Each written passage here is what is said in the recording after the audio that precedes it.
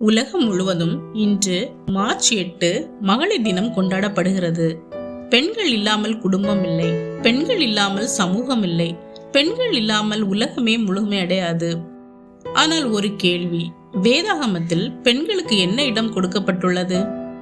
பலர் நினைப்பது போல வேதாகமம் பெண்களை குறைத்து பேசவில்லை. உலகம் பெண்களை கொண்டாடுவதற்கு முன்னரே வேதாகமம் பெண்களின் மதிப்பை உயர்த்தி பேசுகிறது. இன்று நாம் வேதாகமத்தில் குறிப்பிட்டுள்ள தேவனால் பயன்படுத்தப்பட்ட சில பெண்களை குறித்து பார்க்கலாம். வேதாகமத்தில் முதல் பெண் ஏவாள். தேவன் நேரடியாக உருவாக்கிய முதல் பெண். அவள் ஒரு சாதாரண படைப்பு அல்ல. அவளின் மூலம் மனித சமூகம் வளர ஆரம்பித்தது. இதன் மூலம் தேவன் பெண் என்பவள் தேவனின் சிந்தனையில் பிறந்த ஒரு அற்புதம் என்றும் அவள் வாழ்க்கையை உருவாக்கும் திறன் கொண்டவள் என்றும் கூறுகிறார். அடுத்ததாக ஆபிரகாமின் மனைவி சாராள். வயது முதிர்ந்த நிலையில் கூட தேவன் கொடுத்த வாக்குத்தத்தம் நிறைவேறியது. அவள் நகைத்தாள், ஆனால் அந்த நகைப்பு நம்பிக்கையின்மையிலிருந்து அற்புதத்திற்கு திரும்பியது. தேவன் தாமதிக்கலாம், ஆனால் தவறமாட்டார் என்பதை அவளுடைய வாழ்க்கை சொல்லுகிறது. இஸ்ரவேலின் பாலைவன பயணத்தில் தாளம் எடுத்து பாடிய ஒரு பெண், அவள்தான் மிரியாம். இஸ்ரவேல் ஜனங்கள் செங்கடலை கடந்து வந்த போது தேவனை புகழ்ந்து பாடினாள். வெற்றியின் நடுவில் ஆராதனை எழுந்தது. ஒரு பெண்ணின் குரல் ஒரு ஜனத்தை ஆராதனைக்கு தூண்டியது. இன்று கூட ஒரு தாயின் ஜெபம் ஒரு குடும்பத்தை எழுப்ப முடியும் என்பதற்கு இது ஒரு சிறந்த எடுத்துக்காட்டு. தேவன் ஒரு பெண்ணை நீதிபதியாகவும் தீர்க்கதரிசியாகவும் எழுப்பினார். அவள்தான் தெபோரா. அவள் இஸ்ரவேல் ஜனங்களை ஞானத்துடன் வழிநடத்திய தலைவி. அவளின் காலத்தில் தேவன் ஜனங்களுக்கு வெற்றியை கொடுத்தார். தேவன் பெண்களையும் தலைவர்களாக உயர்த்த முடியும் என்பதற்கு தெபோராளின் வாழ்க்கை ஒரு எடுத்துக்காட்டு. அதேபோல் நம் மனதை தொடும் ஒரு பெண்ணாக ரூத் இருக்கிறாள். எல்லாவற்றையும் இழந்திருந்தாலும் அவள் தேவனை பிடித்து கொண்டாள். உமது தேவன் என் தேவன் என்ற அவளுடைய வார்த்தைகள் விசுவாசத்தின் சிகரமாகும். அவள் விசுவாசம் அவளை ராஜ வம்சத்திற்குள் கொண்டு சென்றது. அடுத்ததாக அரண்மனையில் தேவன் எழுப்பிய ஒரு பெண் தான் எஸ்தர். எஸ்தர் ஒரு சாதாரண பெண், ஆனால் தேவன் அவளை ராணியாக உயர்த்தினார். தன் ஜனங்களை காப்பாற்ற தைரியமாக ராஜாவிடம் சென்றாள். இந்த காலத்திற்காகவே தேவன் உன்னை வைத்திருக்கிறார் என்ற வார்த்தை இன்று கூட ஒவ்வொரு பெண்ணிற்கும் பொருந்துகிறது. கண்ணீரில் ஜெபித்த ஒரு பெண், அவள்தான் அன்னாள். ஆலயத்தில் அமைதியாக அழுதாள். யாரும் அவளின் வேதனையை புரிந்து கொள்ளவில்லை. ஆனால் தேவன் அவளுடைய ஜெபத்தை கேட்டார். ஒரு பெண்ணின் ஜெபம் சாமுவேல் என்ற ஒரு தீர்க்கதரிசியை உலகிற்கு கொடுத்தது. அழகும் ஞானமும் சேர்ந்த ஒரு பெண், அவள்தான் அபிகாயில். அவள் சொன்ன ஞானமான மற்றும் தாழ்மையான வார்த்தைகள் தாவீதின் கோபத்தை மாற்றி ஒரு பெரிய விபத்தை தடுத்தது. சில சமயம் ஒரு பெண்ணின் அமைதியான மற்றும் சமாதானமான பேச்சு ஒரு குடும்பத்தை காப்பாற்றும்.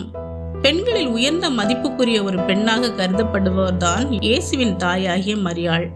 உம்முடைய வார்த்தையின்படி ஆக கடவது என்ற அவருடைய கீழ்ப்படிதல் உலக வரலாற்றையே மாற்றியது. ஒரு பெண்ணின் கீழ்ப்படிதல் மூலம் இந்த உலகிற்கே ரட்சிப்பு வந்தது. சுவிசேஷ ஊழியத்தில் முக்கிய பங்கு வகித்தவர் பிரிஸ்கில்லா. அவள் தேவனுடைய வார்த்தையை கற்றுக் கொடுத்து பலரை வழி நடத்தினாள். ஆரம்ப கால சபையை நிறுவுவதிலும் அப்போஸ்தலனாகிய பவுலோடு இணைந்து பணி செய்வதிலும் பெரும் பங்காற்றினார். தேவன் பெண்களையும் தமது ஊழியத்தில் வல்லமையாக பயன்படுத்தினார் என்பதற்கு பிரிஸ்கில்லா வாழ்க்கை ஒரு சாட்சி. ஏழைகளுக்கு உதவிய நல்ல மனம் கொண்ட ஒரு பெண், அவள்தான் தபித்தாள். அவளுடைய நல்ல செயல்கள் பலரின் வாழ்க்கையை தொட்டது. அன்பும் சேவையும் மனிதர்களின் வாழ்க்கையில் ஒளியாக இருக்கும் என்பதை இது காட்டுகிறது. பஞ்ச காலத்திலும் தீர்க்கதரிசி எலியாவுக்கு உணவு கொடுத்த சாரிபாத் ஊர் கைம்பெண். தேவன் அவளுடைய வீட்டில் உணவு குறையாமல் பார்த்து கொண்டார். நம்பிக்கையுடன் கொடுப்பவர்களை தேவன் ஒருபோதும் கைவிட மாட்டார் என்பதை அவளின் வாழ்க்கை காட்டுகிறது. தனது மகனுக்கு தேவனுடைய விசுவாசத்தை கற்றுக் கொடுத்த ஒரு தாய், அவர்தான் தீமோத்தேயுவின் தாய் ஐனிகேயாள். குழந்தைகளுக்கு தேவனை அறிமுகப்படுத்தும் தாய்கள் உலகத்தை மாற்ற முடியும் என்பதற்கு இது ஒரு சான்றாகும். இப்படியாக இன்னும் நிறைய பெண்களை பற்றி வேதாகமத்தில் சொல்லப்பட்டிருக்கிறது. இந்த பெண்கள் அனைவரும் வேறு வேறு காலகட்டங்களில் வெவ்வேறு சூழ்நிலைகளில் வாழ்ந்தவர்கள். ஆனால் அவர்களுக்குள் பொதுவான ஒரு ஒற்றுமை இருந்தது. தேவன் மீது முழு நம்பிக்கை மற்றும் தன்னுடைய வாழ்க்கை முழுவதும் தேவனுக்கு அர்ப்பணிப்பது. அன்பான சகோதரியே, இன்று நீ பல்வேறு சூழ்நிலைகளில் காணப்படலாம். நீ பலரால் அசட்டை பண்ணப்பட்டவளாக இருக்கலாம். ஆனால் தேவன் உன்னை காண்கிறார். உன் ஜெபம், கண்ணீர், தியாகம் ஒன்றும் வீணாகாது.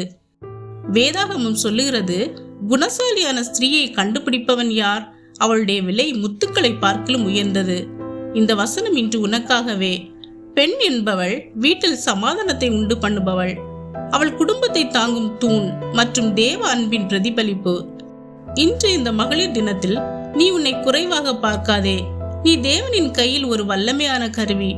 அவருடைய கரத்தில் நீ அலங்காரமான கிரீடமாய் இருக்கிறாய். நீ ஆசீர்வதிக்கப்பட்டவள். அவருக்காக எழுந்து வா. வேதத்தில் தேவன் ஆண்களை மட்டுமல்ல, பெண்களையும் வல்லமையாக பயன்படுத்தி இருக்கிறார். தேவன் தாமே இன்று உன்னை அவருடைய மகிமைக்காக பயன்படுத்துவார். இந்த வீடியோ உங்களுக்கு ஆசீர்வாதமாயிருந்தால் உங்கள் நண்பர்களுக்கும் பகிர மறக்காதீர்கள். கிங்டம் ஆஃப் ஜாய் சேனல் சார்பாக உங்கள் அனைவருக்கும் இனிய மகளிர் தின நல்வாழ்த்துக்கள். God bless you.